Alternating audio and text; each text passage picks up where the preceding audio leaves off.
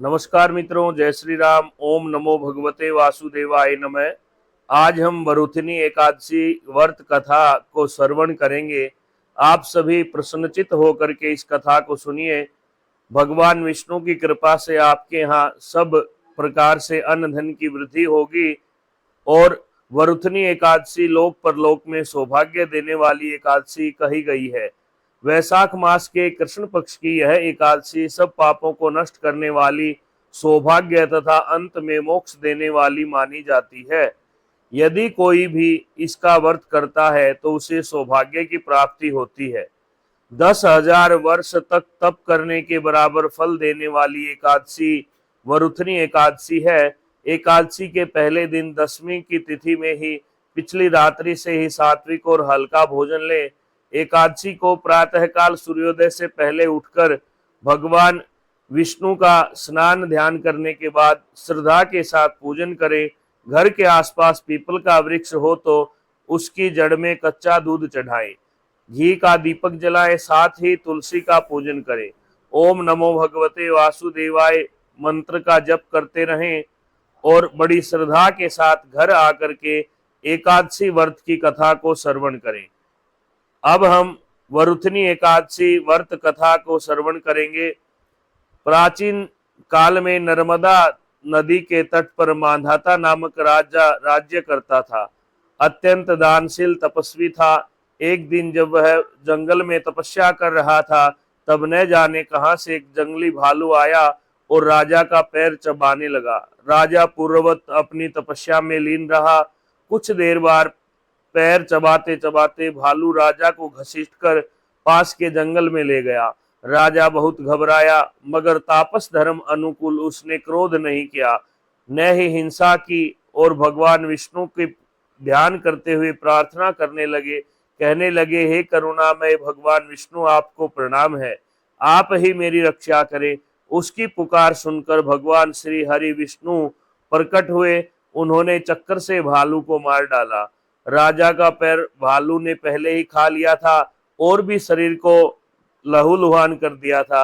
इससे राजा बहुत ही शोक से व्याकुल हो गया। उसे देखकर भगवान विष्णु बोले, हे वत्स, शोक मत करो, तुम मथुरा जाओ और वरुथनी एकादशी का व्रत रखो।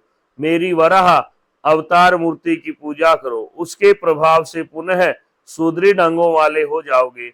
इस भालू ने तुम्हें जो काटा है, यह तुम्हारे पूर्व जन्म का अपराध था। भगवान की आज्ञा मानकर राजा मांधाता ने मथुरा जा करके श्रद्धा पूर्वक वरुथनी एकादशी का व्रत किया। इसके प्रभाव से राजा शीघ्र ही पुनः सुंदर और संपूर्ण अंग वाला हो गया। जो भी व्यक्ति भय से पीड़ित है, जो भी व्यक्ति किसी भी प्रकार के मानसिक संताप में है, जो व्यक्ति किसी भी प्रकार के अपने किए हुए पर पश्चाताप करना चाहता है, उसे वरुथनी एकादशी का व्रत रखकर भगवान विष्णु का स्मरण करना चाहिए। ओम नमो भगवते वासुदेवाय मंत्र का जप करना चाहिए और इसी एकादशी के प्रभाव से राजा मांधाता स्वर्ग को गया। इस व्रत को करने से सभी पापों का नाश होता है, अंत में मोक्ष की प्राप्ति होती है। मान्यता है कि वरुथनी एकादशी का फल 10,000 वर्ष तप करने के बराबर होता है।